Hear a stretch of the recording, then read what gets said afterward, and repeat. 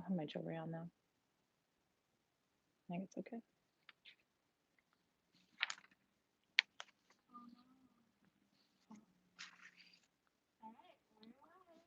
Hello, everybody, and welcome. This is our Crystal Masters bonus session on preparing for crystal healing. And what we're doing today, what I'm offering to you today, is really my best thinking about um, what I personally do to get ready for crystal healing. Claire's here with some kombucha. That's fine. When I when I talk a lot, sometimes I need a little drink. Um, and I have some of your questions. I will let you know, very few of you sent in questions. I have like a dozen questions. So Alexis is going to monitor the questions for me today. I assume you're going to have more questions as we go because this is the harder part. And one of the things I was trying to instill in you last time when I was teaching you about crystal healing and I was working with all the tools and the techniques on the table, for me, a lot of magic is about preparation. It's the stuff you do before and it's the stuff you do afterward that really makes a difference. I don't want it to look like, oh, here's Patty on the table and oh, we heal Patty and then Patty leaves. There's the setup and the takedown, and I think that's a lot of what gets overlooked in practice. Um, I will say I've had crystal healing sessions with people who've been trained in the big programs that you hear about all the time. And I was very disappointed in those sessions not to see a lot of preparation this way and not a lot of takedown, not a lot of how you set space and how you release space. Now, this class is in a way a combination of Soul Shift with Crystal Masters, because in Soul Shift we talk about priestessing, and priestessing is partly about the responsibility that you have to create a container that's sacred and holy and that represents your intention, that holds your prayer space. So I want to kind of bring you in for just a minute. I'm going to show you some of the tools that I've got here and Alexis will share the link with you in your class tools on sagegoddess.com. All of these items are there. They're all 18% off today with code FREE18. If you're missing any of these things, it might be a good time for you to grab them. A couple of these items are things that we've put back in stock specifically for today so that you would have access to them. And I'm only sharing tools with you that for me are foundational. Can't do it without them. Or maybe I should say I don't do it without them. And so I'm really showing you things that are very, very basic. So I want to call you in. Some of the things we have in stock, some of them are things that you already have if you've been with me for a while. For example, these are tingsas. These are little sacred bells. Last year it was Mabon, I believe, or was it Llamas, Alexis? I can't remember. It was one of our fall ceremonies, one of our harvest ceremonies. I think it was Mabon. The, was it Llamas? Because Samhain was the tambourine, wasn't it? Yeah. Okay. So I think it was okay. So this was your free gift in one of your harvest ceremonies last year. These exact ones. In belly dancing, we use them a lot. We put them on our two, usually on our thumb and our middle finger, and so we dance with these. But then when we're not dancing with them, you can use them separately to call in a frequency and to clear space, because sound is a really powerful space healer and space clearer. So these we don't have anymore. If you wanted tinctures and you didn't get them from us, you can go on Amazon or I don't even know where else to send you to get tinctures, but that's probably a pretty good source for them. Knowing Amazon, they're probably on Prime, so you can find those there. But other tools I want to tell you about here. So we're going to be talking about smudging today. This is my own personal smudging shell. I'm going to be talking about white sage and Palo Santo, as well as Yerba Santa. There's a few Yerba Santa bundles left on sagegoddess.com, 3 dozen in particular, if you want a Yerba Santa bundle. And I'm going to be teaching you today the differences between the bundles. We're going to be talking about chumpy stones, not in detail today because I'm going to teach you about these later in the year. These are the meteorite, I believe. Yep. We have,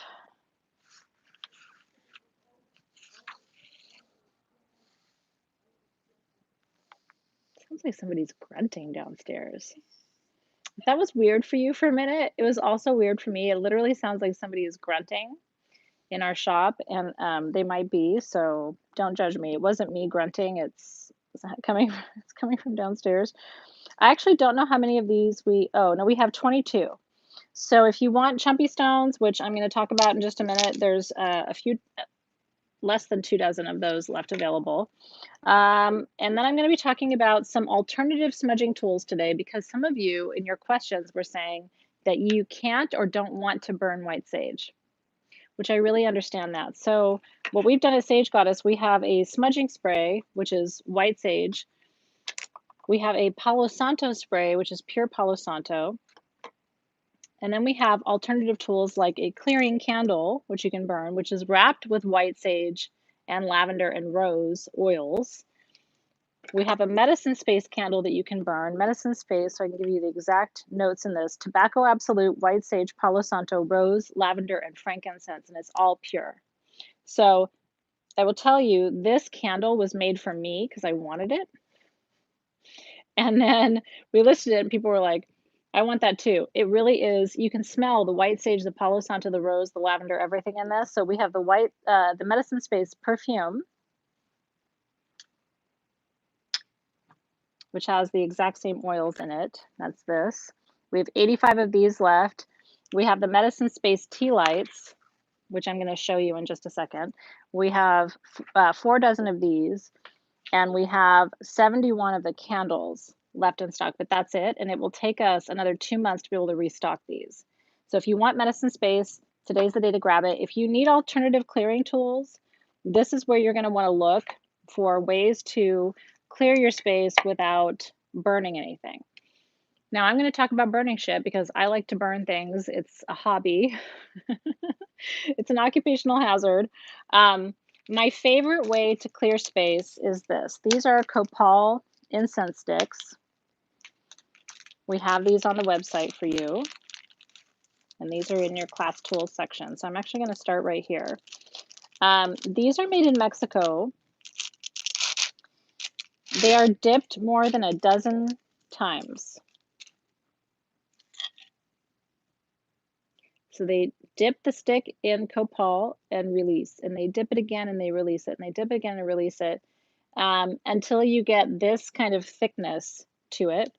And then you just light your Copal stick.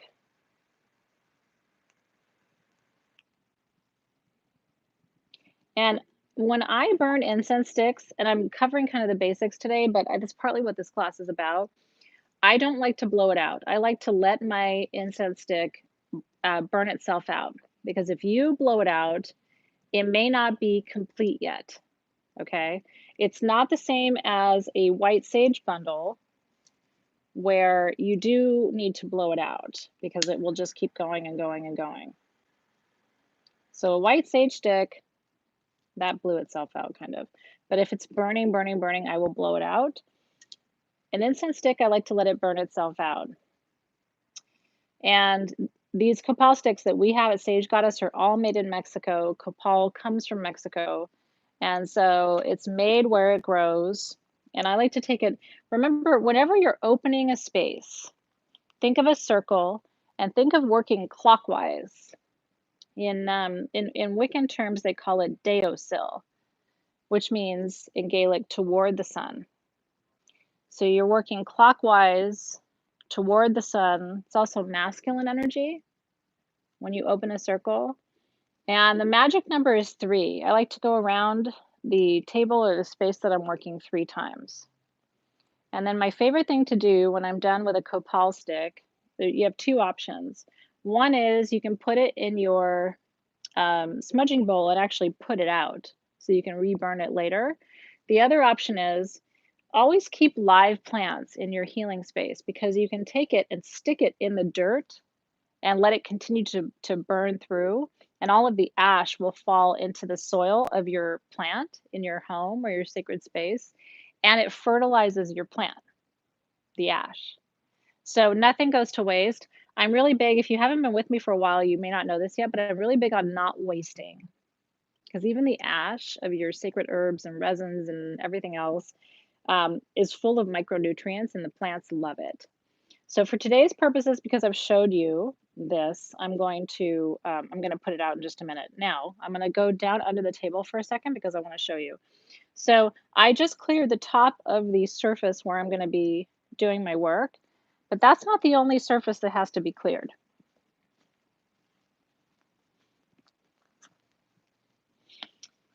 Underneath surfaces is a big deal. I know this is weird, but I'm trying to show you exactly what I do. And so, like, come with me, like, let's get on the ground together. And I don't know, we're going to be on the carpet. Um, I pay attention to every part of the surfaces where I'm working. And so you also need to go 3 times around the inside of the surface too. And again, this is where I get disappointed, guys, because if you're holding sacred space, this is all part of the process. And I watch my smoke. Do you see the smoke? Like, don't rush it. Let that smoke move to the top of the inside of the table. This is not a time to rush or process. So when I used to do readings, I used to tell people, you know what? It takes me 3 hours to do a reading. 1 hour to set up, 1 hour to read, 3 hours to take down, or another hour to take down. And people would say, it takes that long?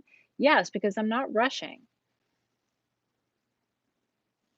If you rush, it doesn't take an hour, but if you don't rush, it does. But in my experience, when you take the time and you really let the smoke rise and it's touching every surface of inside of this table, you're creating sacred space. And the difference, you can feel the difference. When somebody takes this much time and effort and with this much intention, you can really feel the difference. Now, one thing I've learned from one of my teachers, and I really think it's true, energy gets stuck in corners. And so, what you want to pay attention to when you're working with a massage table is up in these corners, especially if, like, thank you, Alexis. Now it's, I know, bear with us. But especially if you had, something else happening before this session, energy gets stuck in corners. And so it's really important to at least go one time to the 4 corners and get up in there. Get up in it. It's really true. But listen, even in your home, energy gets stuck in the corners of your rooms. So, like in my bedroom, when I'm smudging, I'm down in there in the corners behind the bookshelf or behind the nightstand or behind the bed, under the bed, in those corners. And I mean, it would be embarrassing for you to watch, but I'm literally like under there. But that's where the energy gets stuck. And if you don't attend to those corners, and when I still do some space clearing for friends and clients and stuff. When I was in Tucson, I had a friend who was selling jewelry at the big jewelry show, and she's like, "The energy is not right in here. Can you come and see what's going on?" So I went over to her space. This is while Alexis was on her weekend adventure, so you weren't there. But it was a really interesting experience because I was like, so I felt into the room, and there was this one corner, and she was right. It was weird. Like nobody wanted to shop there. They didn't want to go in there. It was just this weird little corner. And I remember one of my early teachers talking about the rincones, the corners, and how you get into these little, like these pockets of energy, and you literally have to go in there and push the smoke and push the prayer and push the intention in because energy gathers in those pockets and those corners. So I want you to start to notice in your own sacred space, where are the rincones? Where are those corners where energy gets stuck, and how do you handle it? So the other thing, in addition to a copal incense stick, which is very effective, the other thing you can do is put a little bit of salt there.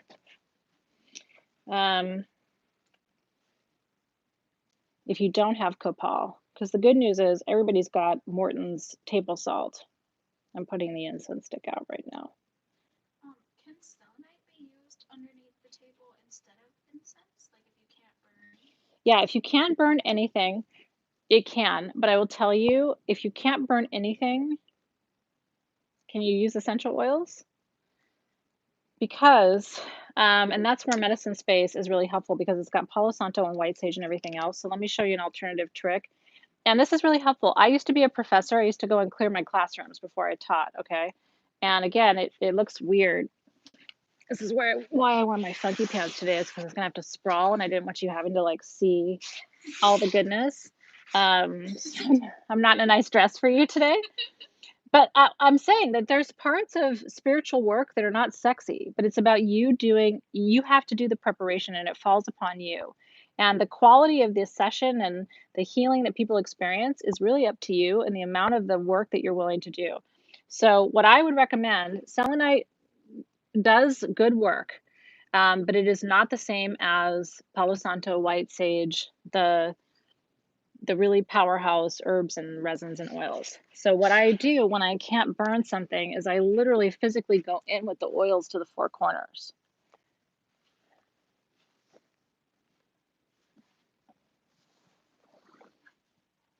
It's weird, guys.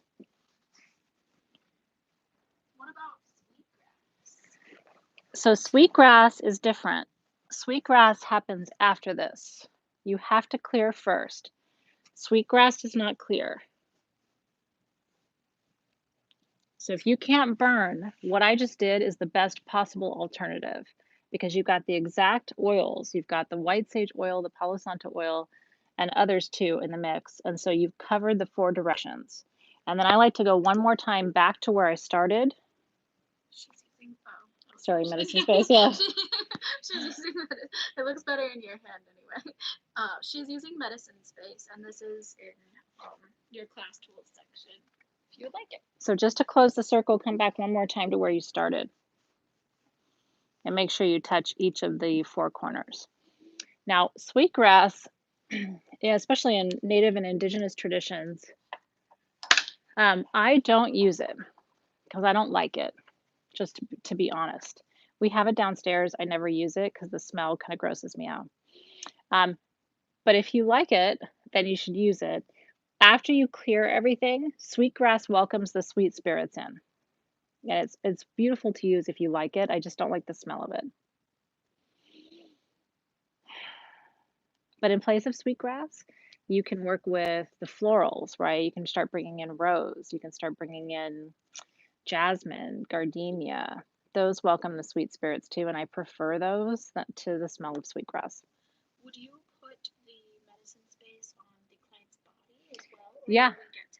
So yeah, and so I wanna tell you. So right now, what I'm doing is I'm clearing the space, right? Like I'm getting the space ready.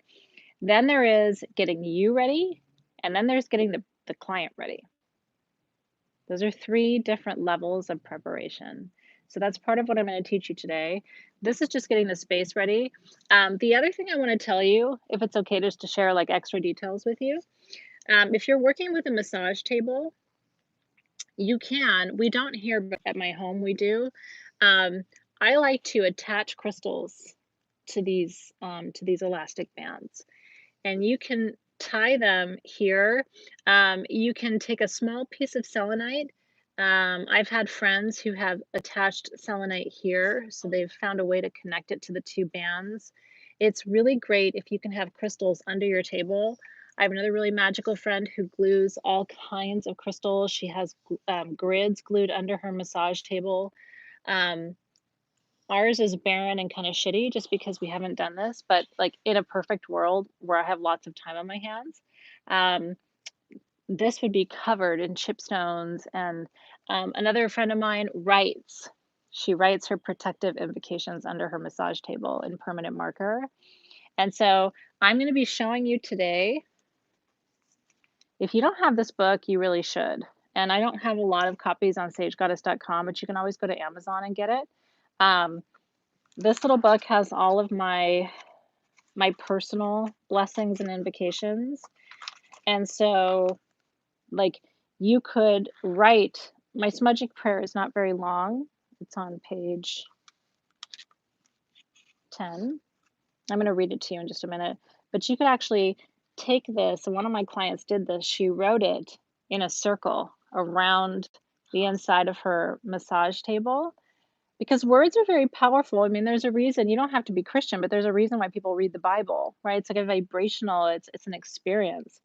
And so you could write a blessing under your table in your own handwriting, which is way more magical than anybody else, right?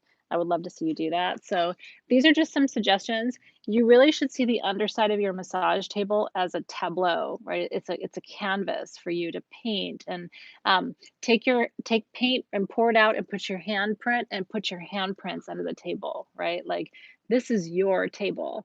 And then one day this becomes something that you pass down.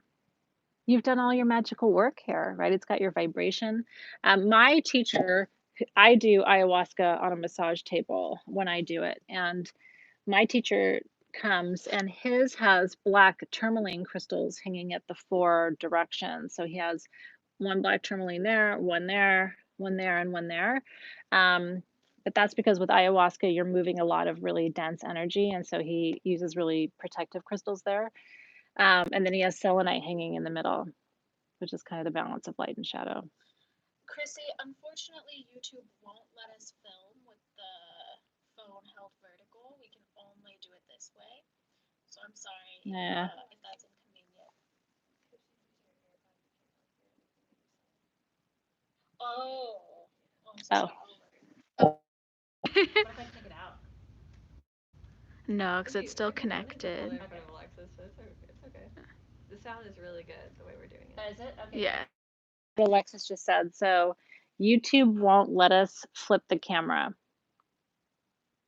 It's not our fault. It's YouTube's fault. Technologies are great until they don't do exactly what we want them to do, and then we have to So somebody did ask, I thought it was move a on. question. Mhm. Not everyone uses the massage table. So Yeah. she said, how can she add her own flair and vibration to, say, a sheepskin? That's a great question.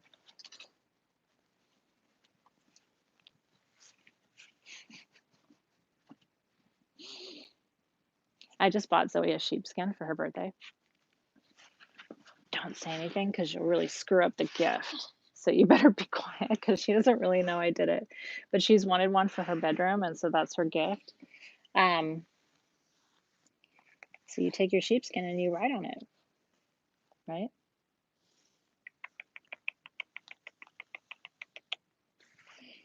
And you can anoint that with beautiful oils. You can anoint that with water, right? So this is mine. Now mine is not real. Mine is a faux sheepskin. And the reason is sometimes we have animals in the building. Have you ever seen what an animal does with a real sheepskin? Do you have cats? It's a shit show.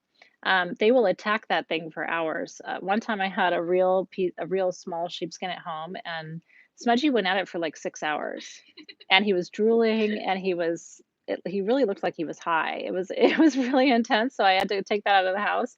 And then I put a faux sheepskin, and he was fine. He didn't go near it at all, right? So most of my sheepskin that you see is faux because truly sometimes we have customers come in and want to see the classroom, and they have support dogs and things like that, and they go crazy with the real stuff. So this is a faux sheepskin, but you can see that there's a surface where you could write. You could even, I mean, they're all little hexagons on the back. I actually never noticed that, but you could write little blessings on each one. So everything I'm telling you today, I mean, if you get creative, you can find ways to customize things and bring your own magic to it. Holly's cat is her guest's boobies. It happens. I mean, I love Smudgy, but I have to be so careful with him because he literally will lose his mind, and it's once a cat, and then if you even try to move it to another room, he knows where it is. It's very intense. Around your grid, just so you know, you can put tea lights. I'm very careful because when I'm really in a crystal healing session, I don't want to worry about fire. You know what I mean? I don't want to worry about candles and things like that. So I tend to keep a little votive holder or a candle holder with my crystal healing tools off to the side. That's a white light tea light, which is, I don't know if we have those in stock, but you could also use Medicine Space for that. So that's how I like to incorporate tea light. I like to keep my candles, my Medicine Space tea light, and I also use my Sage Goddess White Sage and Palo Santo candle at home too, is off away from the medicine, from the actual massage table, so I'm not knocking stuff over. not always the most coordinated person, especially when I'm doing work. I'm focused on the person and I'm not focused on the space as much. Those are all great questions. Any other questions about the actual container of the surface itself?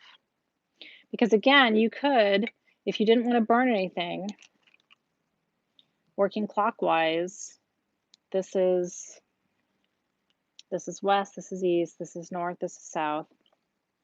So again, going east to south to west to north, and then just closing the loop. And then you've covered the 4 directions with the medicine. Do you say a prayer when setting the space? Yeah, we do. So I'm going to get to that in just a second for you. I'm just showing you the tools right now, and then I'm going to give you the actual prayer that I like to use. Now, when you're using a mist, which is in some cases, in some ways, better than working with the oils, just because you actually get more of an experience of the energy of the materials itself. So again, this is east. This is our smudging spray. To the south, to the west, to the north, and then one more time to circle it. And then if you have someone on the table, it's a beautiful way to begin the ceremony. Again, without burning anything, without overwhelming people, because the smell, like you can smell it, right? It's not overwhelming. You smell a little bit of the sage, but it's not, it's so slight and so light. It's not. And then if you don't want to use white sage, you can get just the Palo Santo smudge spray too. So that's another option for you. Okay. Let me go back to my notes. So when you're preparing the space, there's 2 levels of clearing, which is what I've been doing. One is clearing the space, and the other is clearing yourself. And it's one thing if your space is completely clear, it's another thing if you're not clear.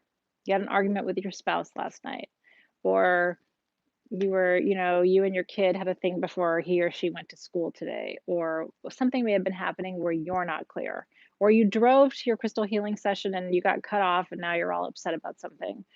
So the other thing you want to make sure that you do is clear yourself.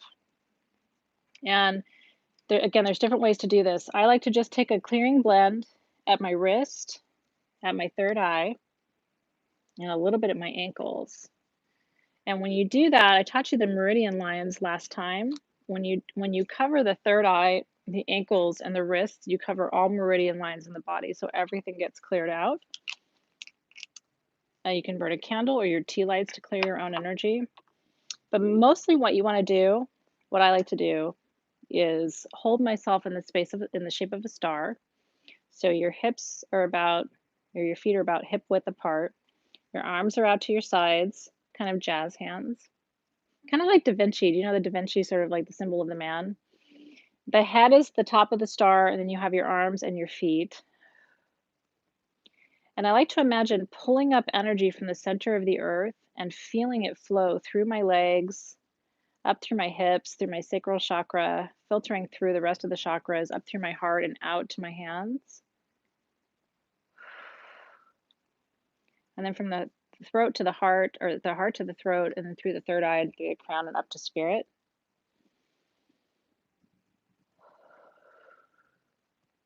It's a great exercise for right now because there's so much anxiety on the planet about coronavirus and just kind of everything. And so I think it's a really good opportunity for you. Like, if you are able to stand up for right now for just a minute, like take a moment and stand up with me and move the energy, move your hips in kind of a figure 8.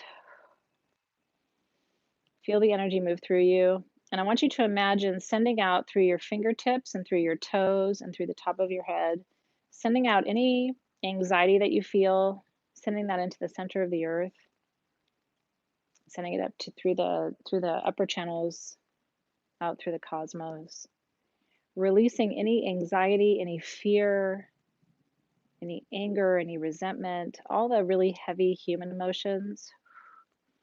And again, moving your body is really important. Feel those fingers moving, feel the toes moving, feel the energy moving through your head. Releasing, releasing, releasing.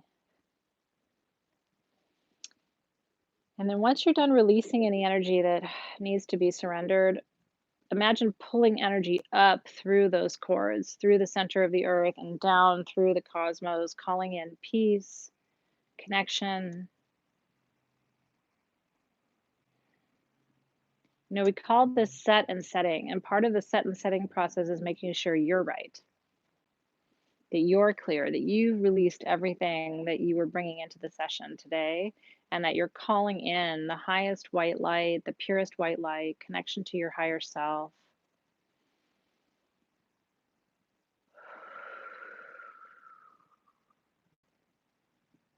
And take as long as you need to do that. And I'll tell you too, in the ancient temples, in really ancient times, going back to Karnak and Edfu and all the temples in Egypt, the tradition every morning, the priestess would stand with her feet together, kind of a different ritual, her hands at her heart. My feet are together. Hands at the heart. And the priestess would bring her hands together, prayer pose from her heart up to the sky. And this was called Greet the Sun. And so she would raise her hands, and you know, it's a really good stretch, right? To raise your hands as high as you can to greet the sun and then stretch out. And this was done every morning in the temple, and then bring the hands together, back up to the heart. And that's greet the sun. And then at sundown, the priestess would stand, feet together, hands at the heart, and she would greet the moon. So every evening she would greet the moon. And she would reach, and greet the moon. And you're thinking the whole time, right? You're giving thanks for the moon, you're welcoming the evening, you're welcoming sleep and rest. Because the priestess was the center of the temple. And so, with this one gesture in the temple, and can you imagine the priestesses in the temple being in a circle together and they're all greeting the sun in the morning? And then they're all greeting the moon in the evening. And again, each time bringing the hands together next to their feet and then back up to the heart. So that's a beautiful tradition too, to greet the sun or greet the moon. If you're doing a healing session in the morning, you're going to greet the sun. If you're doing a healing session in the evening, you're going to greet the moon. But the intention is the same. You have to be right. You cannot just, and again, I've seen crystal healers do it, and people who are certified by these big programs come in and they're like, I'm here for the crystal healing session, and you lay down and they give you this. And it's like, the slowing of the process and the breath and the preparation of yourself and the space and all of these things would dictate how powerful that session is. If you're my client, you shouldn't worry whether I've had a hard day or whether I'm having problems or whether I'm rushed or stressed or anything like that. You should feel like I am just here as a channel to create an experience for you. And what that requires is I got to leave my shit at the door. And leaving my shit at the door looks like I have prepared the space, I have taken responsibility for the energy that I'm bringing. I know what it is, I've cleared it, I've aligned myself to my purpose and my intention, and all of that is very important. And then the last step, if you do decide to burn herbs, I just want to teach you really briefly. Yerba Santa is the one, we've talked about white sage many times, which is what this is. We've talked about Palo Santo many times, which is what this is. This is for clearing, this is for healing. Yerba Santa is for spirit guide connection and higher self. And so one of the reasons we put it in the shop this week is because of our class tonight. We don't have much of this left, by the way, so I apologize in advance. We have 3 dozen of these left. This is Yerba Santa, which means holy herb. Isn't it gorgeous? And so this invites in your spirit guides. And so this is, it smells like marshmallows to me.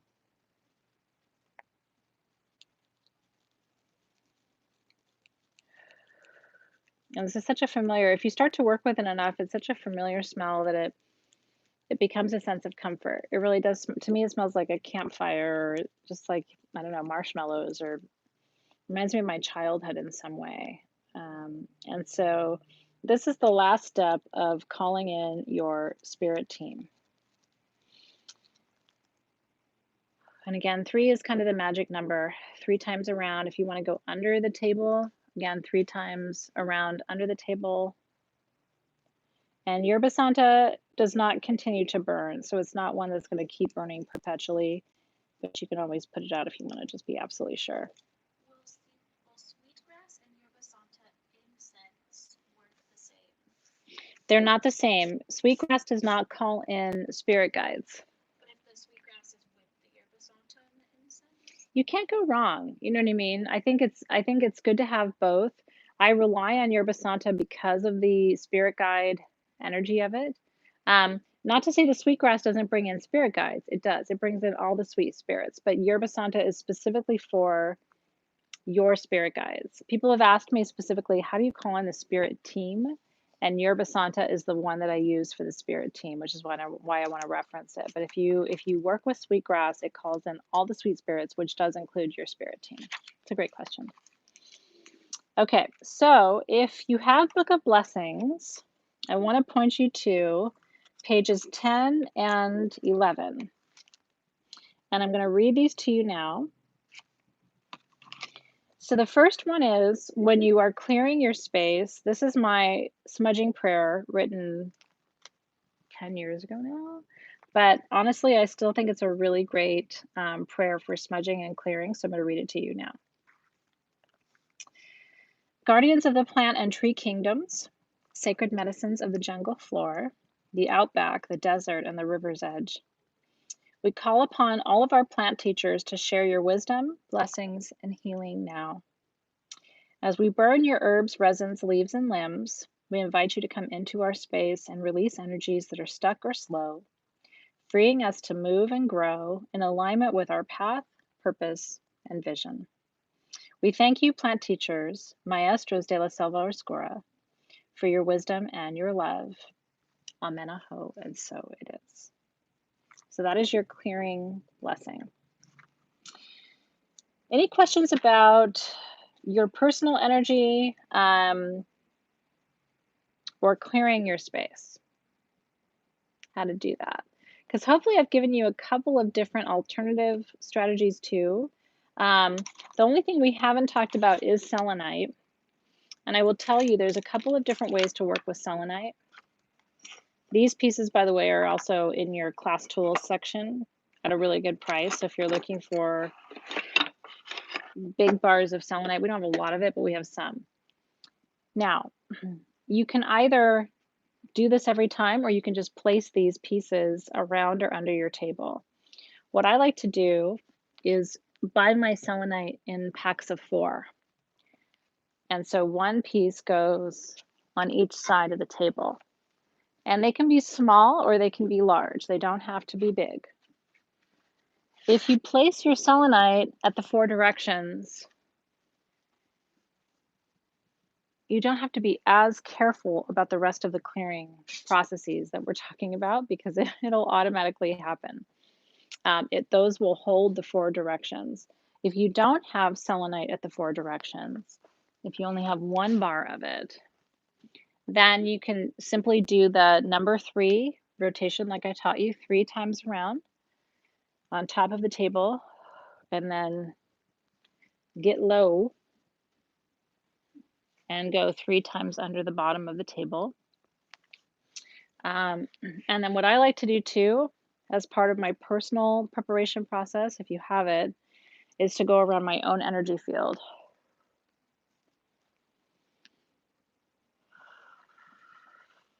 Can you reiterate for them that this is before your client gets here? This is all before. Yeah, this is all before anybody is in your space. That's why I'm saying it takes me an hour to set up for any kind of healing or reading, anything I do. Do you do this before each client or just at the beginning of the day? Honestly, and this is probably why I can't work with clients anymore, before every client. I used to do 1 reading a day, and this is why. Because 1 reading, I was charging for an hour, but it's really 3 hours. It's 1 hour for me to prepare for you. Because here's the thing, if I clear all of this and you get off the table and you leave, and Karen shows up and she's next, and she gets on the table, what happens if I haven't cleared? What if we started to look at your trauma? Started to move that.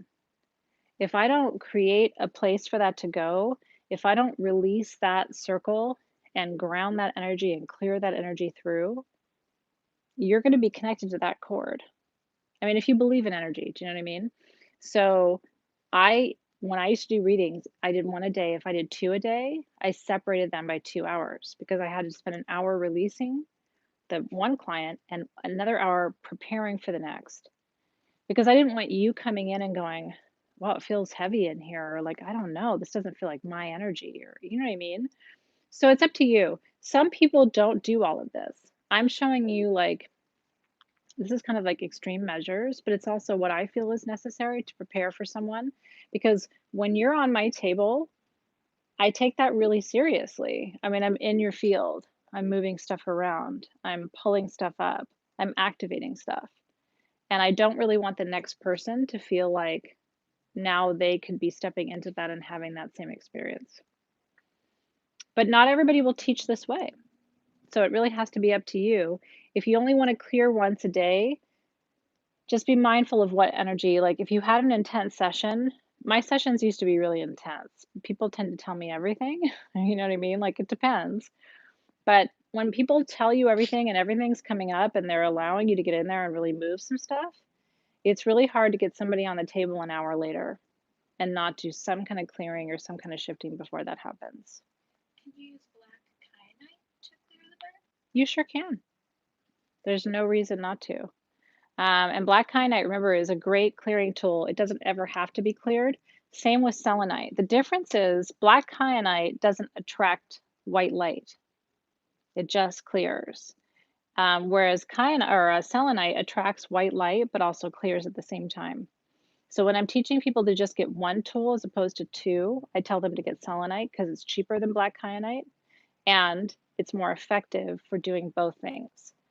But if you want to do a two-step process, which is where you clear everything with black kyanite or you put 4 pieces of black kyanite at the table and then you use a white selenite bar to call the divine white light in, you can use 2 different tools. It's just more economical not to have 2 tools, especially if you're traveling. A lot of you said you were traveling with your tools. And so it's like, okay, so I mean, the reality is everything I'm telling you right now could be done with one piece of selenite about that big, which is affordable and accessible and really easy for you to travel with. But if you have a big table at home and you want to have all the kyanite and all the selenite and all the tools, black kyanite's very powerful because it clears anything it touches, but it never needs to be cleared. But it doesn't attract the white light the same way that selenite does. It's a great question, though. Would you clear an outdoor space in the same way? Yes. And potentially more stringently. Because you can't control the vibration of an outdoor space the same way you can control the vibration of an indoor space. In good ways and in challenging ways too, right? Those are great questions. They're actually asking, they can't hear me. Okay. So when I ask you a question, Let me rephrase the question. Okay. So the question was, do you have to clear an outside space the same way? And the answer is yes. And maybe even more stringently because outdoor spaces have all kinds of energetic interference. The trees are communicating, the grass is communicating, the people outside in the public space are communicating. There's all kinds of frequencies happening.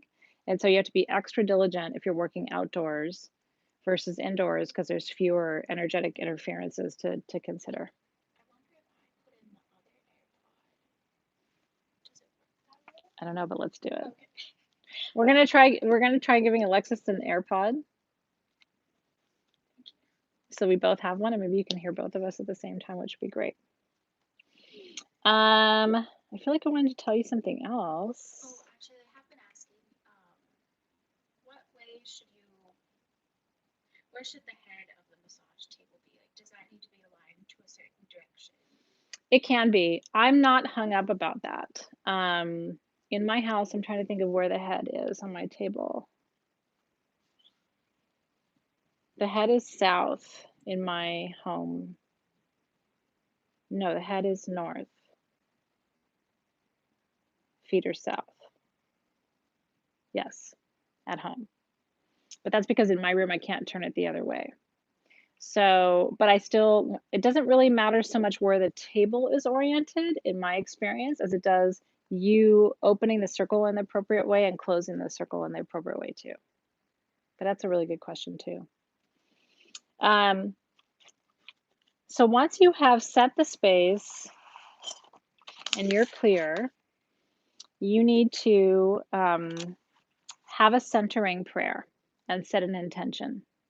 Okay, so again, this is still all, you haven't gotten here yet.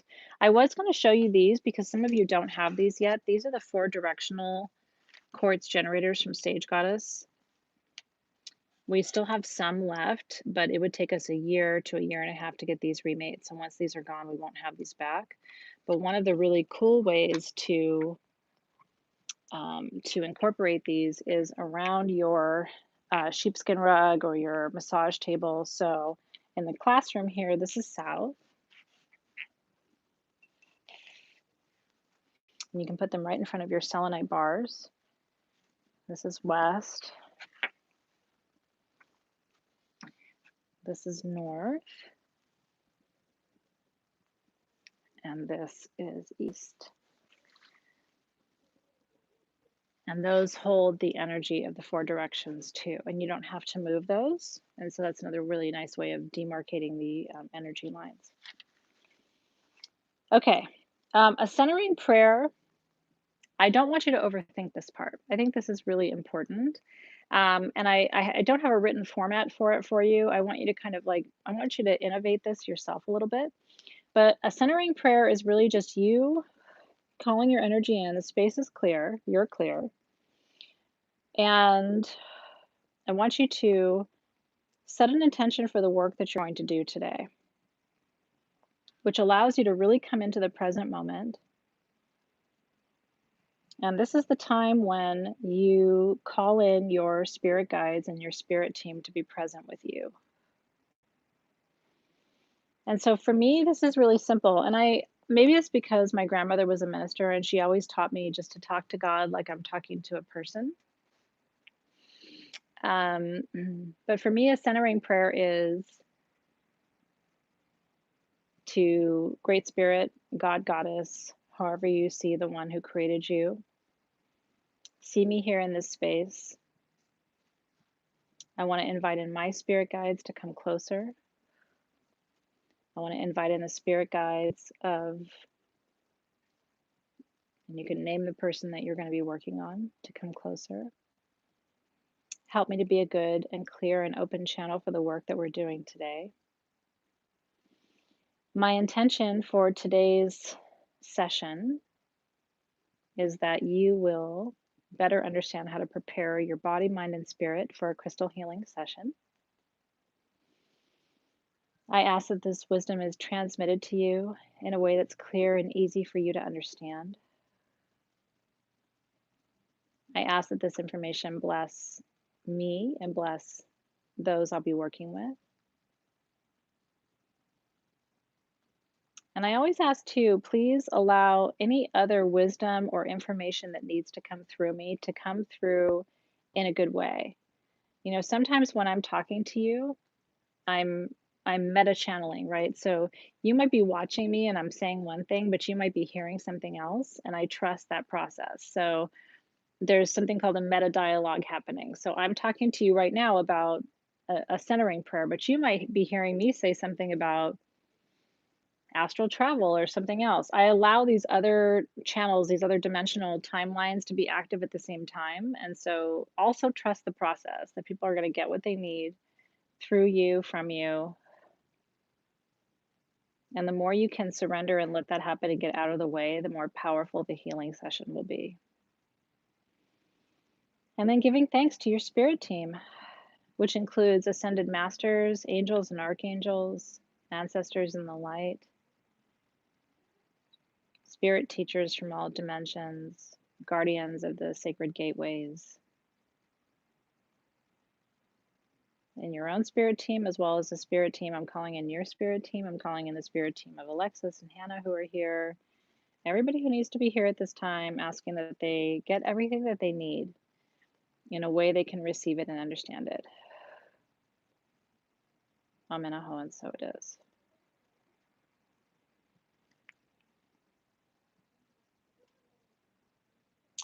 Okay, now the final step before your client comes, and you can do this before the client arrives or right when they get there, okay, is to formally open the container.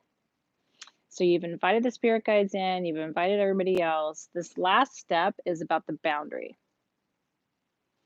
And this last step decides what is welcome and what is not welcome. Okay. And this is, I'll tell you, and my mom and I have had this conversation too. When you don't open a circle, you don't delineate what's okay and what's not okay for your magic. Okay. So that means any frequency can come in.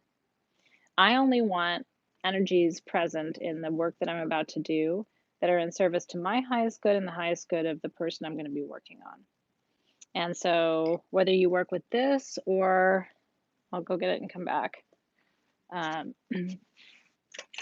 You often see me work with this. Doesn't matter. Okay. I'm going to use this for today since this is a little more accessible of a tool, but this is something that you can get if you want something more carved and pretty and full of crystals and things like that. But you really just need selenite. And so you start with the selenite wand over your heart, just like this. And it goes to the right when you're opening your circle. And you extend your arm all the way around. You meet it in the back. And then you release your right hand. And you finish the extension with the left arm coming all the way around to the front. And then I go skyward into the earth. Okay? Does anybody want me to do that one more time? If you don't have selenite, what crystal can you use? They can't hear you. You need to have selenite. So that's why I'm showing you alternate forms, because you can find a little bar of selenite for $3, $4, $5 online, but you need selenite for this. And they would like to see you do it again. Okay, so it starts over your heart and with your right hand, and you're going to the right, which is sunward, right? Deosil, toward the sun, outward, and try to extend as far as you can, whatever is comfortable. Reach behind you with your left hand, drop your right hand, finish the extension all the way around. It's a continuous line. And then meet it over your heart with your right hand again, and all the way down. So in real time, it looks like this. But I'm slowing it down so that you can see it's literally, it's just a continuous line.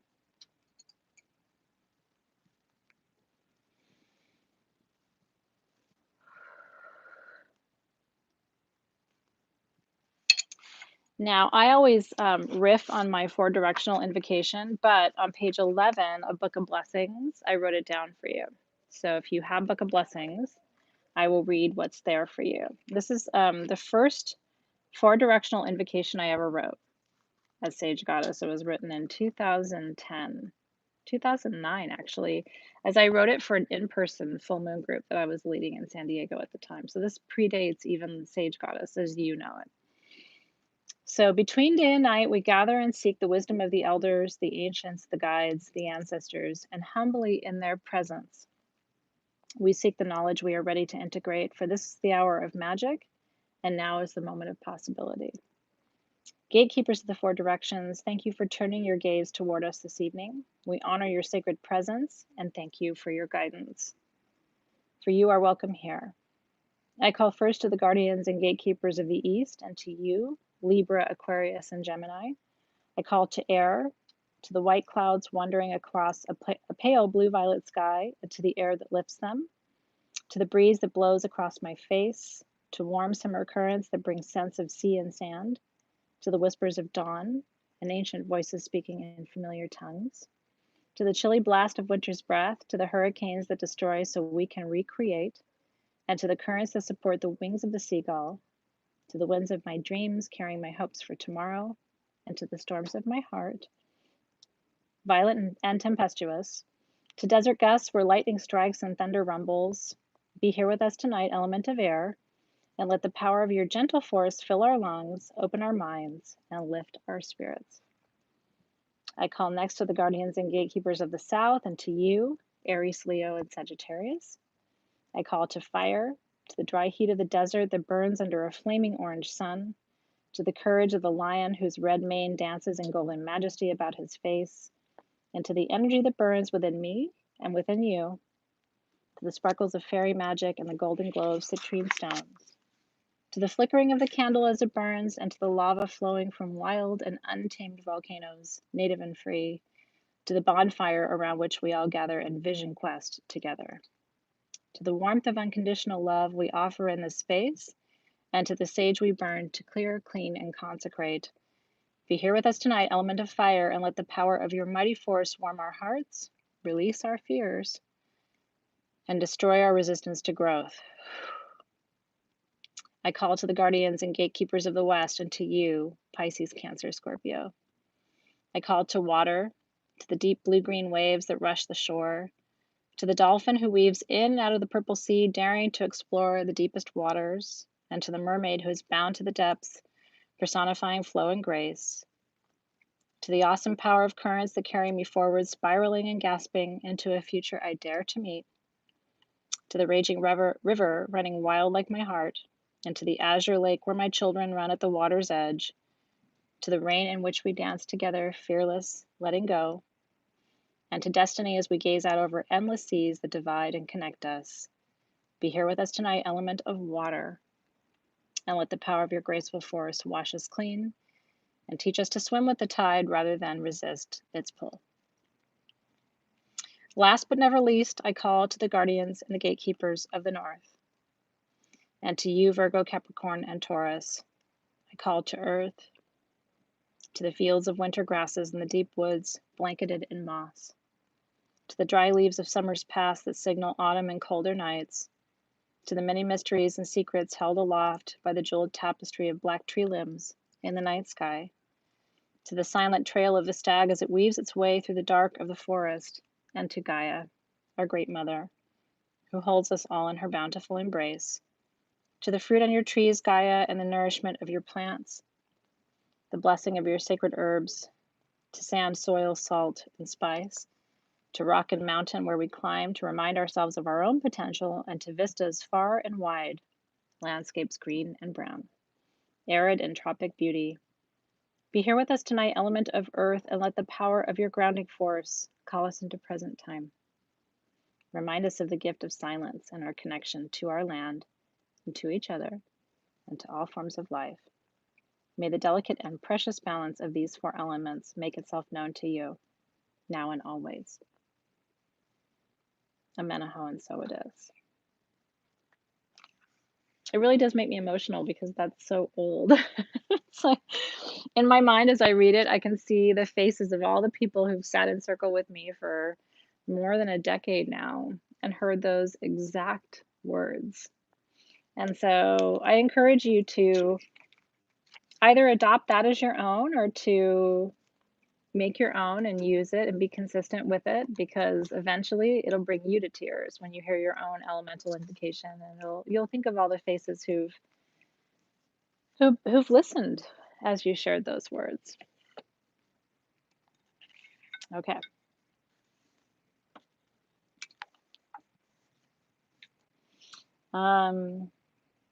Now you're clear, the intention's been set, the space is clear, the guides and guardians are here, the work begins.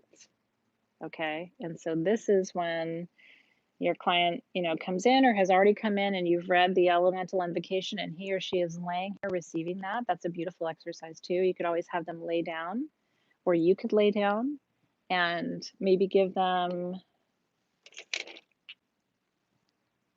a couple of balls to hold. Trying to lighten the mood. Maybe they want to hold some balls after they've been all relaxed, and let them listen to the words, right? I mean, they become north, south, east, and west, don't they? They're laying there. And you can remind them, as you're reading each one of the directions, to the east, which is your left hand, right? Because on this table, the left hand would be east, and to the south, which is their feet, right? Or to the whichever direction they're laying in, you can remind them, this is your feet, this is your right hand, this is your left hand, this is your head. And they can start to feel the directional energy coming up through those limbs and through their own energy field, and really connect them to the process of hearing the directions being called. Is a powerful experience too. Remember, your January tools, these little quartz diamonds, are really powerful. So even if you don't have any spheres, always put these between your fingers or between the fingers of your client and ask them to push as hard as it's comfortable, because these two between the thumb and the forefinger activate the meridian lines. I can feel it even just breathing in, because I'm in the circle and it's really held right now, and I'm pushing in, and I can feel the tingle as the energy moves up my arms and over my shoulders and through that central channel. I mean, each layer of this adds power to the work that you're doing, right? And sets you apart as a crystal healer from other people who are not holding the space, they're not clearing the space. So these are extra tips and techniques for you too. Okay, after you do your work, there's two other things I wanted to mention to you really quickly that I forgot to mention when we were getting started, but I'll talk to you about it now. So let me take you over here really quick. This one's not as important, but I did want to tell you, just because I'm trying to teach you all the basics today. If you don't have incense sticks, incense cones are a really powerful tool. This is called a censer. This one is from Mexico. It's an old tool that I got in a estate sale. I just got really lucky, and I'll show you how it works. So this is how we use an incense cone. If you don't have an incense stick, or you don't have even white sage, you light your incense cone, let it burn, and let it burn down just a little bit. You don't want, again, with incense tools like cones and sticks, you don't want to blow them out necessarily, because you'll kind of cut off the smoke supply. So let it burn really until you see, do you see how it's red right there? That's how you know it's really caught a flame. I'm teaching Zoe this right now. She's like, it's not red enough. You have to let it be. So if Zoe was here, she would tell you that you need to let it be. And then, in it goes. This was a church tool. This is actually from a Catholic church in northern Mexico. And so what you do is, once that is lit and going, if you're Catholic, I'm going to take you back to your church days. What you can do, if you have a censer or an incense burner, and this one, by the way, if there's enough smoke going, when you drop it down and lift it up, the smoke rises in a heart. I don't have enough smoke here to show that to you, but it's actually pretty cool. And so what you can do is walk the perimeter of the table.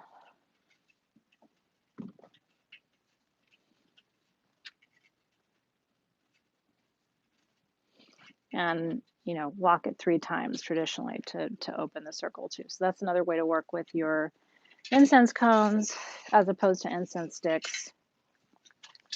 The other thing I wanted to show you is gridding under the table.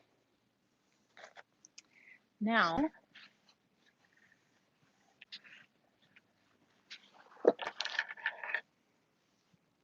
this is our Queen of Hearts grid that we had. We still have some of these on sagegoddess.com if you want one. We had these grids made for Valentine's Day. Actually, it's supposed to go that way with the little points pointing in. Hold on, while my OCD just goes really crazy. I'm going to do that for you. Okay. Remember from session 1, this is kind of a refresh on session 1. To activate your grid, you want to go clockwise, usually starting in the east. So you start in the center, and this is rose quartz, right? And so you just go to each crystal, touching the crystal, and then going back to center. And when you do that, you're calling in the energy of each crystal into the space.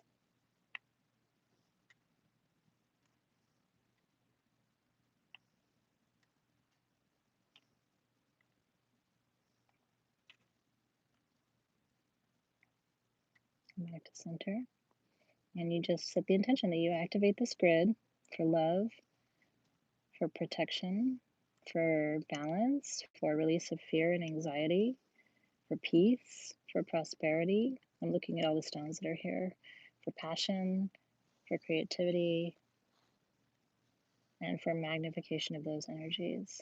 Do you deactivate and reactivate between new clients? This is one thing you can activate for a whole day and deactivate at the end of the day.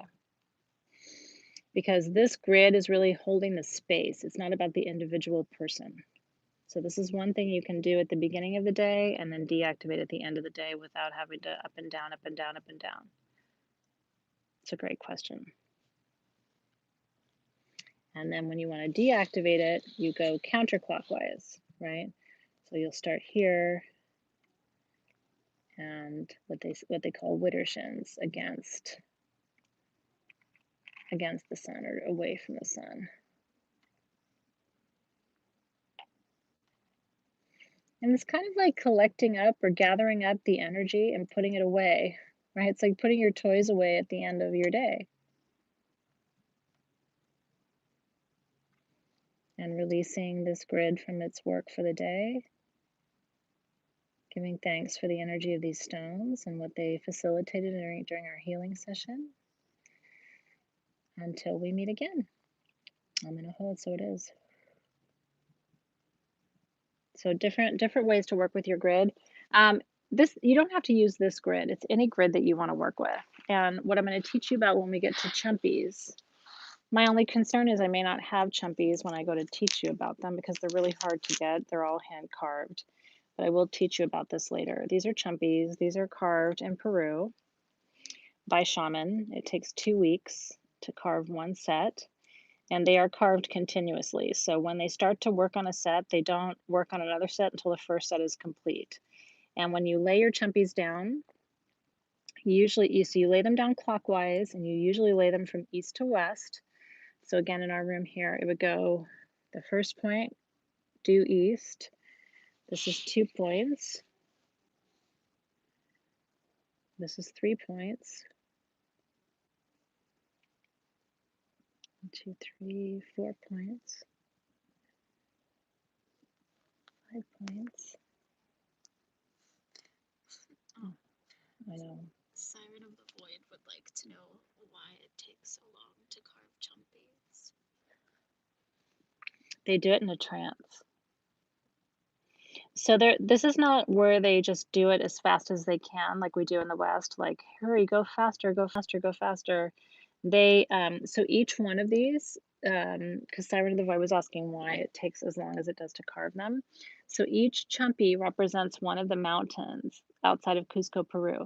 So if you've ever been to Cusco, Peru, there's 7 mountains that circle the city of Cusco, and they're called the Apu, or the grandfather spirits. And each mountain carries a different blessing. And so this represents one mountain and a blessing. This represents the second mountain and a different blessing, the third mountain and a different blessing. And so they literally, first of all, it's not easy to carve into meteorite or into alabaster, which is what they're carving into. But it's not about how fast they can do it. It's about the intention and them channeling the spirit of that Apu, or that grandfather spirit, into the chumpy, which is why these are so powerful. Part of what I love and my fear, Siren of the Void, honestly, was there's been more demand in the marketplace for chumpies over the last couple of years. We were one of the first people to bring them to the marketplace. And we still have the best price on chumpies. If you look online, some people charge a ridiculous amount. We don't really mark them up, and we make sure that the artisans get their full pay for them, because it is shaman who are doing this. Is part of my fear was that they were going to try to start carving them faster in order to make more, but they haven't. So I still haven't found a set of chumpies that doesn't have that resonance or frequency or vibration. But here in the West, I think your question is very valid. Here in the West, we would try to carve these as fast as we can because we'd be like, oh, let's make more. That's not the approach they take in Peru. The approach is when this person is holding this piece and carving, and because they start with the raw material. So first they have to carve it down into the shape. Then they have to carve the lines. And so it's a 2-week process. One of my favorite stories when we first started carrying Chumpies from Peru, we got, I think, 25 sets. And another company had reached out to the same village and asked about Chumpies. And they wanted to buy 200 sets. And the people in the village laughed at them. Like, 200? Are you kidding? Like, do you know what this is? This isn't like some factory produced, like, let's make as many as we can. This is like a sacred process of connecting to these mountain spirits and trying to channel that energy into this one. For people who may never ever get to Peru, this is the closest they can get to feeling the energy of those Apu, or the grandfather spirits of those mountains. So it takes that long because that's the work that they do. And the people who do it take it very, very seriously. That's a great question. I'm glad you asked it. And we'll be learning more about Chumpies. Yeah, we're going to be talking more about Chumpies in a couple of months when we study more of the indigenous sacred tools. And there's still people who have no idea what Chumpies are. You know what I mean? I always say if you hear about them, it's because you're supposed to know what they are. And if you don't hear about them, it's because they're not the right medicine for you. And some people love Chumpies. I love them. I have 2 sets at home and 2 here at the shop. And I can't imagine. There's a set under my bed. There's a set under my daughter's bed. If anybody in your family struggles with sleep, my son doesn't, so there's none under his bed. But so he struggles with sleep, and sometimes Dave and I struggle with sleep. So there's Chumpies under our beds. They really bring a really beautiful night's sleep. And the best thing you can do at home if you can't sleep is separate your Chumpies with a selenite stick. So you put the first Chumpy down, and then a selenite bar, and the second Chumpy down, and a selenite bar, and the third Chumpy down, and a selenite bar around your bed. But if you don't struggle with sleep, then you don't have to worry about that. And lucky you, because the rest of us struggle sometimes with getting a good night's sleep. Okay. So you're all finished with your preparation. Your client is there. You're doing the work. I want to remind you, it's really important to have all the sacred tools that you need at your fingertips. So the other part of setup, now this is my crystal healing altar, if you will. And this has everything I use. The only thing it doesn't have is my Vogel, but somebody stole my Vogel, which really sucks. And I still haven't replaced it. Somebody at one of our full moon ceremonies took my Vogel, which is really sad. It's okay, but it still bums me out, and I haven't replaced it. My Vogel wasn't worth very much money. Like, it was very small, and it was in a little leather case, but it's gone. So anyway, but everything else that I use or have used or love to use for crystal healing is on this tray. And so make sure you have all the crystal healing tools that you love right at your fingertips. Like, if my client was here, I have everything I need right here, and I'd be able to move back and forth really easily. Okay. Trying to make sure there isn't anything here that I haven't told you about. Okay. Once you are done with your work, oh no, there's one more thing I wanted to tell you. If you want to smudge your client,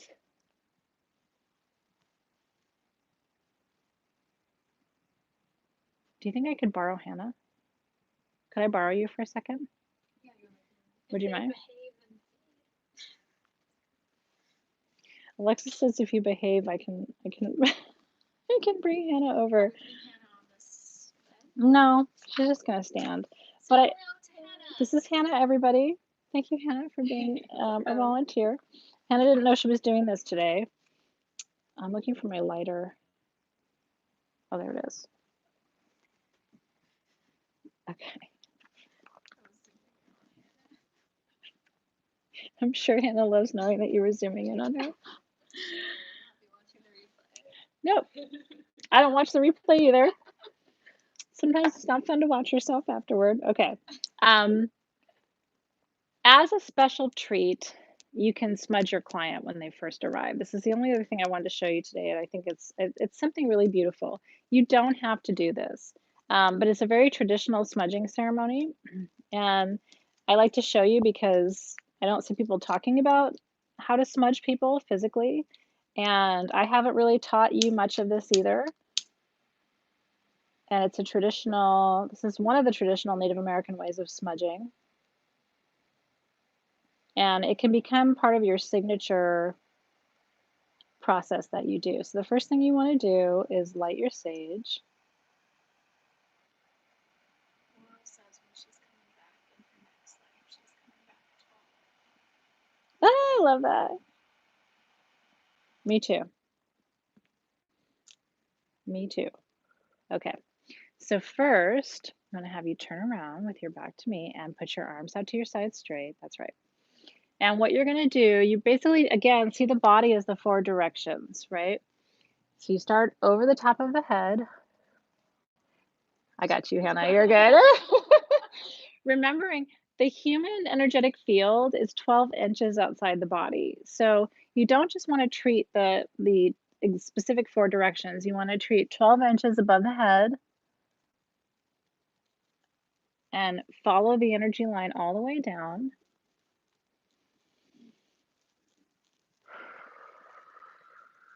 To her feet, and then follow back up. And then you move left to right. And it's a nice touch to put it under the hands and let the smoke rise up through her fingers. And let people know what you're doing so they're like not like what the hell's happening back there, right? So now I've got the smudge under your fingertips, Hannah. You'll feel the warmth in your hand, and we're clearing your hand. And then to the right. And this is something people will come to love for you to do. They'll be like, "Oh, can you please smudge me the way you do it?" And then back. And remember that her heart is always the center, right? And so now turn around for me, Hannah. And again, above the head. And I always feel like I'm really serving the person that I'm clearing. It's almost like a bowing or a kneeling before them, which really honors their sovereignty and their power. It also makes sure that whatever they came into the room with isn't going on the table. Do you know what I mean? And again, left to right. And then under her hand.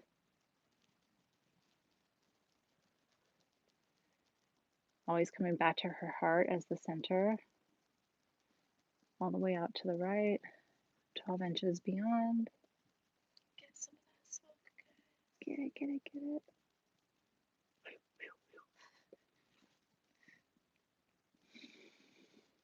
And back to center. And then a bow, and that's it. And you can let her know we're done. We've smudged you. Those are really good. You're welcome. Isn't it nice? So nice. And it gives them a chance. A lot of people haven't felt the smoke through their fingers before. And it's like you really can feel a difference when you smudge someone's hands. And so that can become part of your sort of signature pre-treatment that you do before a crystal healing session. If the clients can't do smoke, can you use the EOs? So yes, so you can go above the field, down to their feet, left, maybe touch the palm of their hand. It's nice if you can come across and touch the heart, and then out to the right. And then again, turn them around above the field, below, down to their feet, out to the left, stop at the heart, and just put a little bit at their heart, and then again out to the right. The other thing you can do if you can't use smoke, this is where the sprays are great. Boom, boom, boom, boom, boom, turn it around, boom, boom, boom, boom, boom, and you're done. And you can always give your client the preference too, and eventually your clients will know you well enough, they'll be like, just the oil today, or like, smoke me up, because weird shit happened this week, and you're gonna have to torch me to get it off. Is that helpful? I burned a little hole in my notes, and it's shaped like a heart. It's a heart. Isn't that cute? It's very cute. Look, it's actually a hole. I don't know if you care about that, but I do. And it's really cute. Little things sometimes that are special. Okay. Um, keep in mind too, everything I've taught you today, I've taken way more time. When I smudge, boom, boom, boom. When I lay the tools, boom, boom, boom. I activate the grid, boom, boom, boom. I mean, this is like, again, an hour is probably more time than you need, and it probably doesn't take a full hour afterward. What really matters to me, and this is why I'm taking time to teach this to you as a bonus class outside of your curriculum, process is everything. When people come to me and they're like, that was an amazing class, usually it's because of how much time I put into preparing that class, what I brought to that class. I mean, if you don't prepare for things, they're not as powerful. And again, every crystal healing session I've had, and nothing against the people I've had crystal healing sessions with, but I've had about 2 or 3 dozen of them in my lifetime. I've never had a crystal healer smudge me before a session, ever. Now, that doesn't mean that they didn't clear the space. It doesn't mean they didn't, but they didn't smudge me. I would have liked it. So I just think these are extra touches. I've walked in, maybe there's one candle burning, but it's not a clearing candle. I haven't smelled sage. I haven't seen selenite around the table. I haven't seen a grid underneath. These are things I haven't seen. They usually lay you down on a table, they put a garnet at your root and an amethyst at your crown, and they wham bam, thank you, ma'am, and they move you on, and all of a sudden you're aligned. And again, I'm not trying to judge, I'm just saying that's what I've seen for most crystal healing sessions. But if you go to Central America, if you go to South America, if you travel, if you work with shaman, everything that I'm showing you is what you're going to learn. And so I'm trying to bridge these worlds between really deep medicine. You know what I mean? Like really thinking with intention about what you're trying to create for people and what it takes to open that space. And then this world of crystal healing, which is the reality is your crystals don't really need you. They're already vibrating at a certain frequency. Those crystals are all working right now. They don't need me to do anything in particular with them. So a lot of the work that we do as crystal healers is the preparation and the tear down, making sure the container is tight and making sure that on the backside of the process that we release all the energy too. If they're allergic to smoke and essential oils, can they use a selenite bar to clear their climate? Yeah. Can you repeat the question? Yeah. So if you are allergic to everything, first of all, I want to say that I'm sorry about that because that's really challenging. It's really hard not having any of your medicine tools. But if you cannot smudge and you cannot use essential oils at all, you can rely completely on your crystals. One of the things I wanted to show you, because it was something that we had made for Sage Goddess, in particular for a case like this, is this generator. This is half almandine garnet and half selenite. This is grounding and clearing. So if you literally could not do anything, could not smudge, could not anoint, could not spray, could not look sideways at a plant or an oil or a smudge bundle, I would highly recommend getting one of these and having it in your space because it will perform a lot of the functions that the yerba santa, the white sage, and the selenite perform on their own. I have a lot of crystal healer clients who grid with these. So they'll put a quartz generator in the center under the table and these at the 4 directions, which is another option, and literally at the 4 corners of the table. Especially if you're working with clients whose energy isn't grounded, these are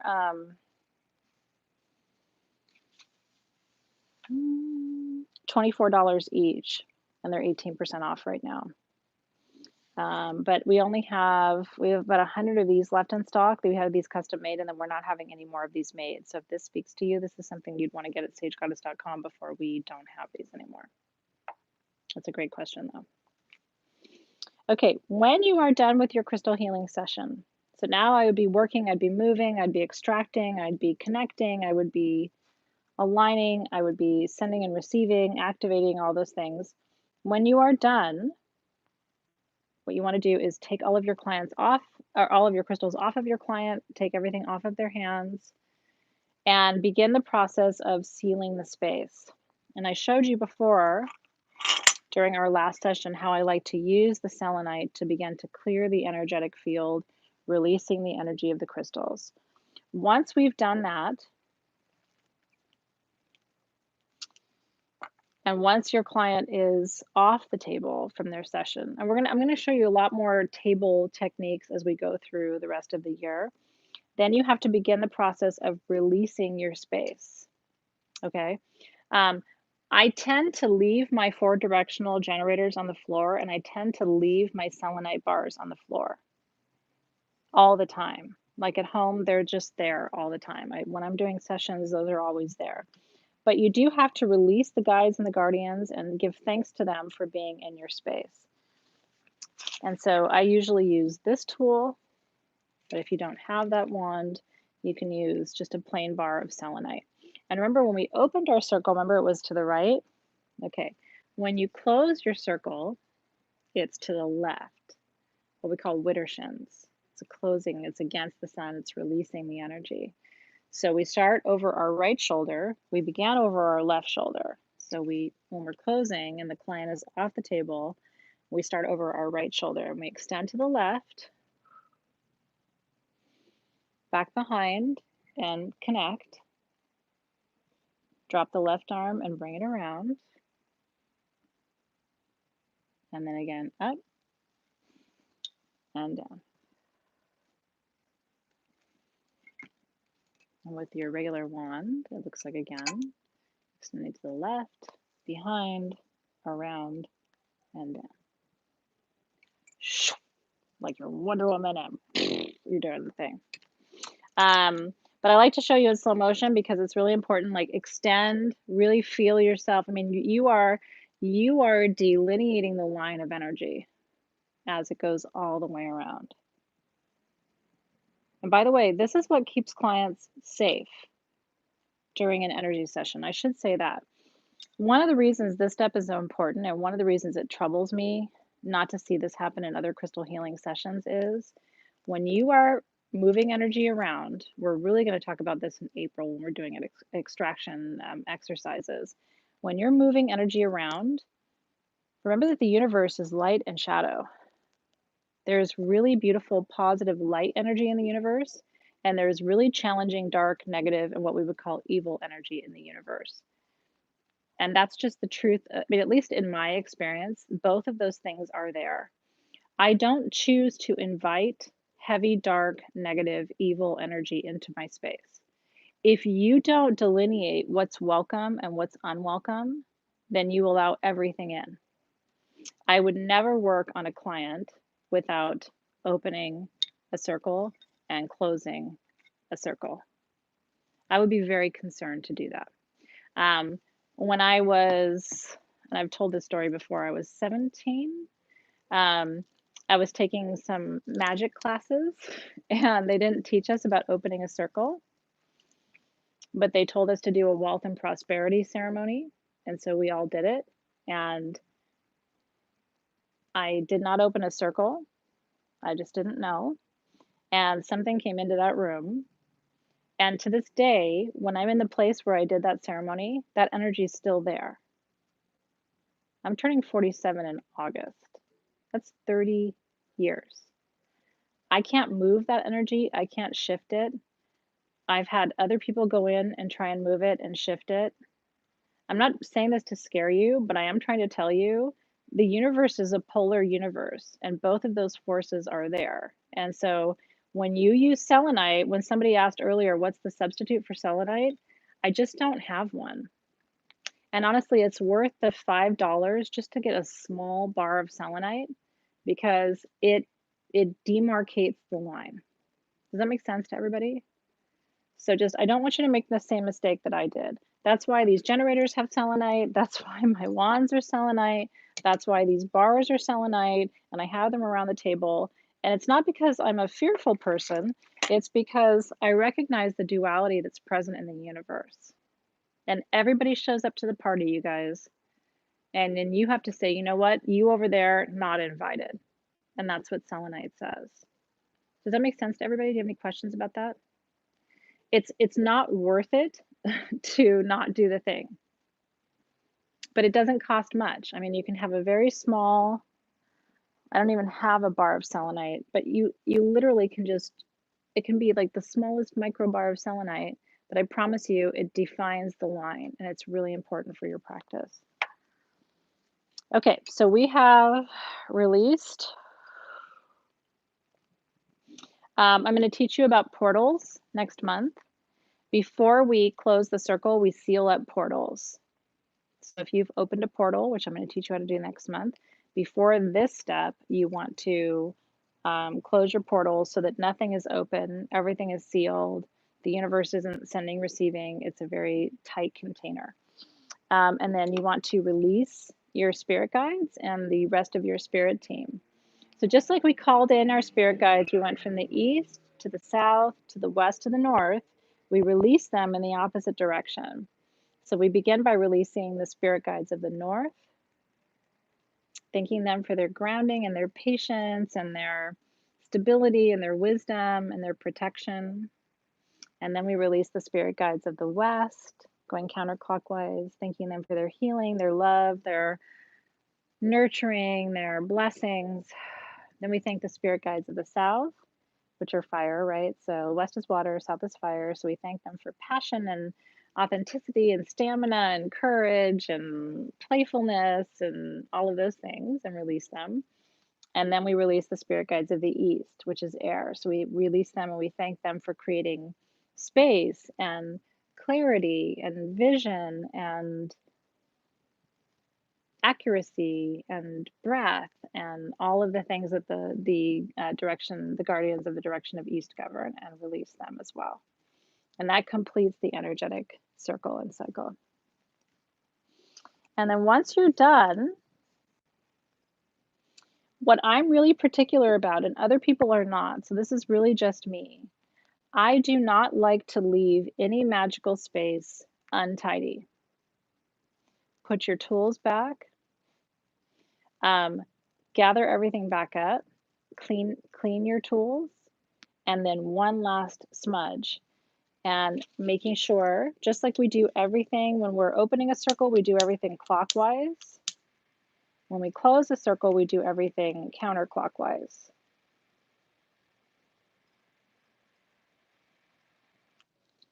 So you can light your sage bundle again. You can relight your copal incense stick again. That's what's cool about copal, is you can light it and relight it and light it and relight it many times. And so we started in the east over here, so then we would go counterclockwise back.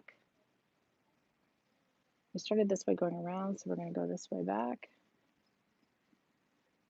And 3 times, just to release the energy of the circle. And remember, when you're smudging, you may already know this, but some of you are new.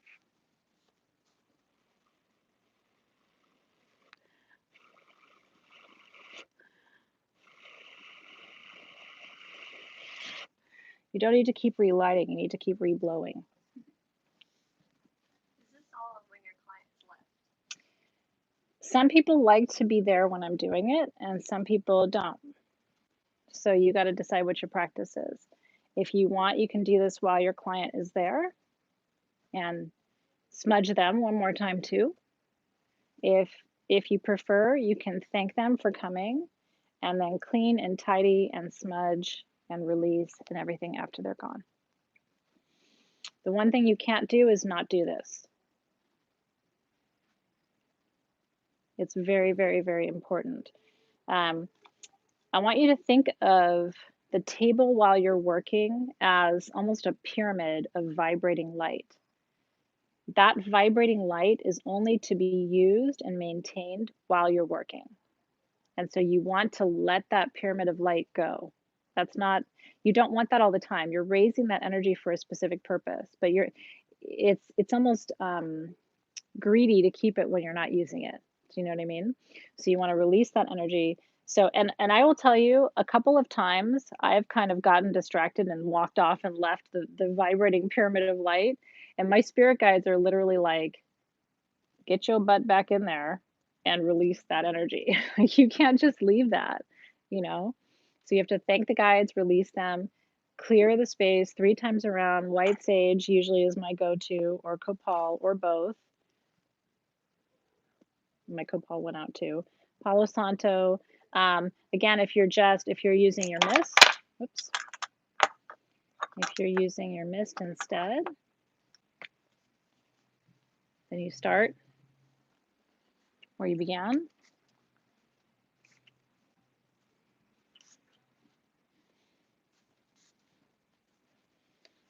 While you're doing this, Mhm. can you just remind them that we are taking notes for this class, and any questions that weren't answered can be asked in the Facebook group, and please use #classwork in your posts. Okay. So any questions, while we're doing this, any questions that you have that will not be answered right now, and we're trying to get to all of your questions, use the #classwork in the Facebook group, and we will come back and answer all of those questions for you. So if you have any questions that aren't being answered, just a quick run through. What time is it, by the way, you guys? I don't know. 5:45. Okay, really quick. Annie Silvestri asked, I already smudge and use candles. I'm a visual learner.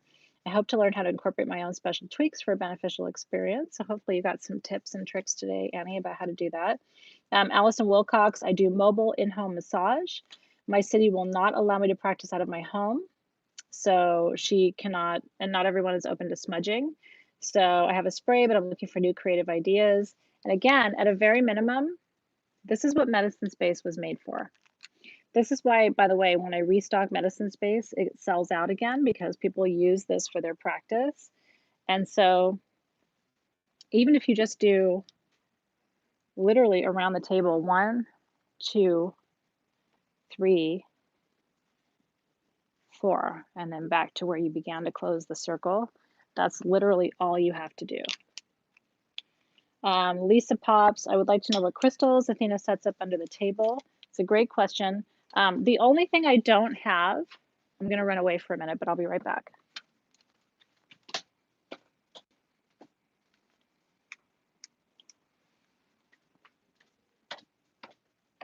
My favorite under the table alternatives are these. Okay. This is almandine garnet. We've had these before. I think we have a couple left in this big size. They're not on the website, but maybe I'll bring them to a gem sale.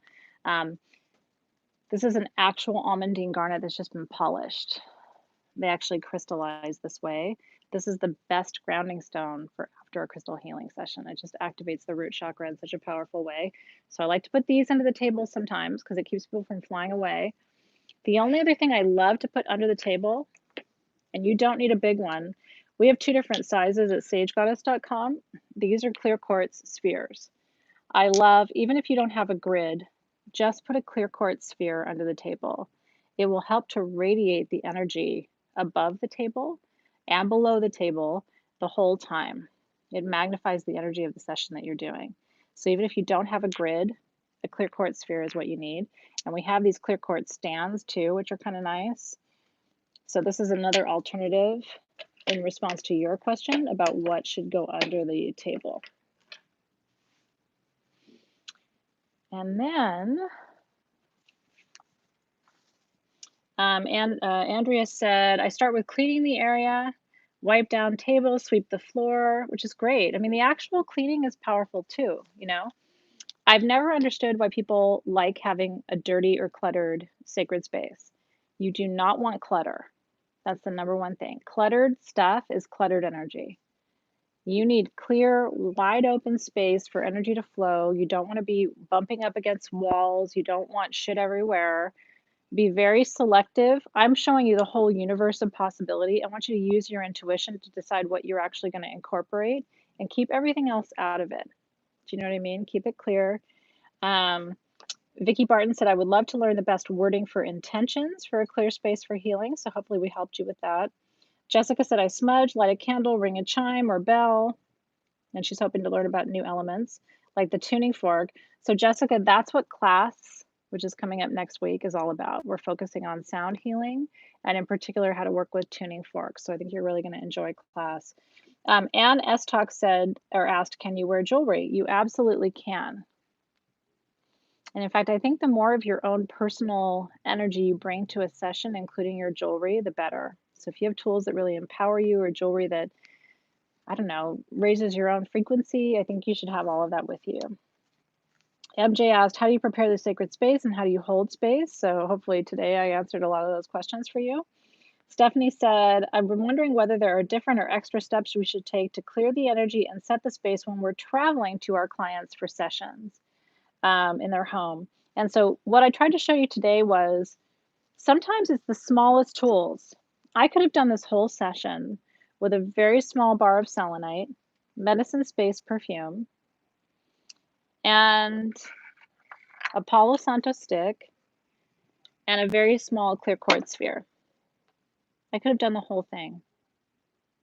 I could have smudged with this, backed it up with that, put this under the table, and open and close the circle with a very small selenite wand. And I could have fit all of that in a, this is your soul shift box for next month, but I could have fit all of that in a really small travel box or wrapped up in a scarf. So what I recommend is if you're on the go a lot, decide what your travel tools are. And traditionally, it's nice to wrap those in silk. That's what a lot of practitioners do. They buy themselves a nice silk scarf and they wrap all of their travel tools in it. And then Christine asked, should you open a container or do you have to open a container with the 4 directions? So hopefully I answered that too. I always open a container, but I also use the 4 directional generators to hold the container at the same time. And then Tamara Sanchez, if you make a healing grid, this is a great question. Do you have to make a different grid for each client, or can you do one to help everyone that enters the space? Do you need to smudge or clear after each person, which we talked about that? You can decide. So for me personally, this may not look like much to you, but it's a lot to me. This is the Synergy 12. This is they're all glued on there. So because I travel with this grid.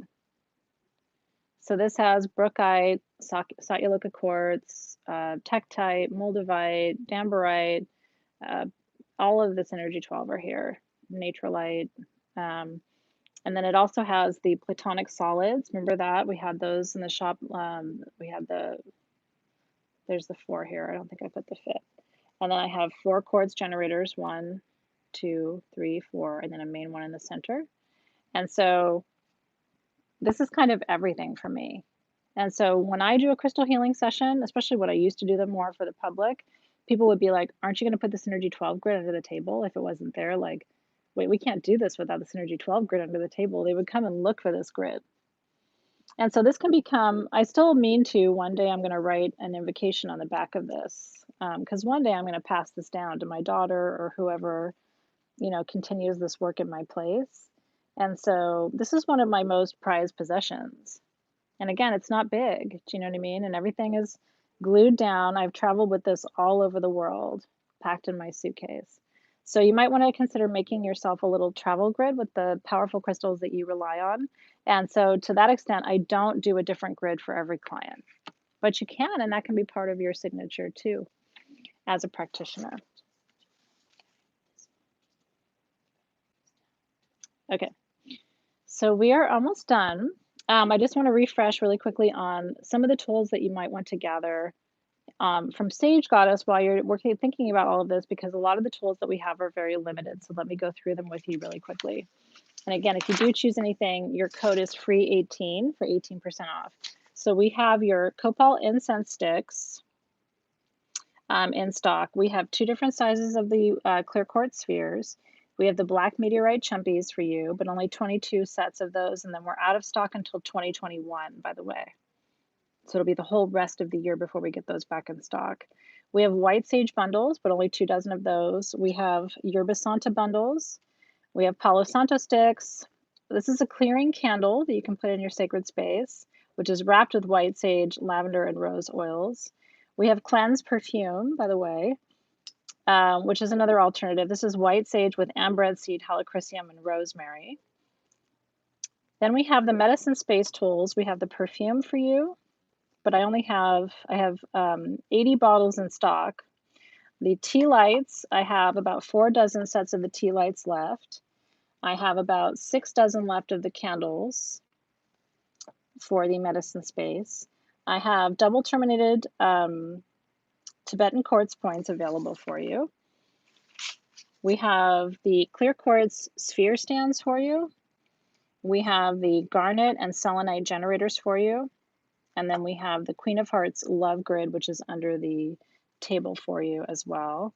That whole grid, including all the stones, is $59. And then we have some jumbo incense cones in the shop for you. Anything that you need to complete your tools for crystal healing. I hope you guys really enjoyed today's session. Like I said, the Book of Blessings is a great source for my personal blessings and invocations.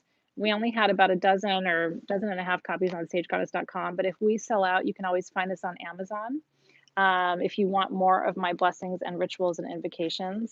Every month has an introduction to the month too, with different, like there's a spring equinox ritual in here.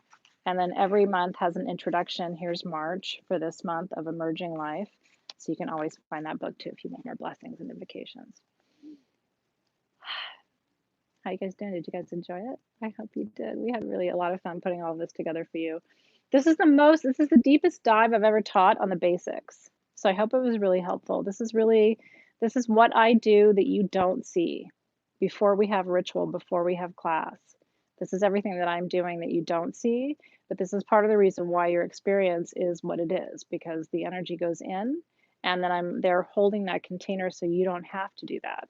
And that's a gift that I give you as a healer, but it's also a gift that you're going to give to your clients as a healer too.